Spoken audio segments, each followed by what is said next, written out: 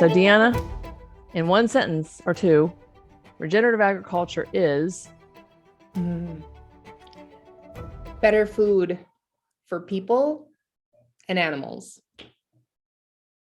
That's great. That's great. That's great. This is great. Nutshell.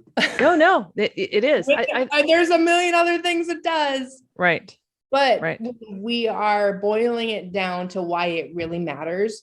Why it really matters is because it offers better food for people and animals. And I think the process of getting to that outcome is that you're rejuvenating the soil, and that then enables you to create a better product, right? Oh, absolutely. So it all starts. My t-shirt says soil will save us. And I 100% believe that. And if we can protect it, then we have a chance to do better and offer people better. We don't need more of anything, just better.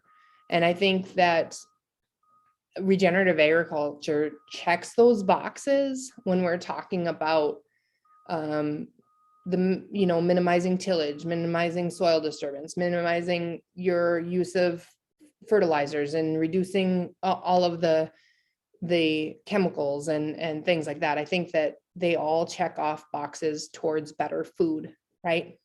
And I think that's really the goal. I mean, we get to repair the earth, but the result is better food.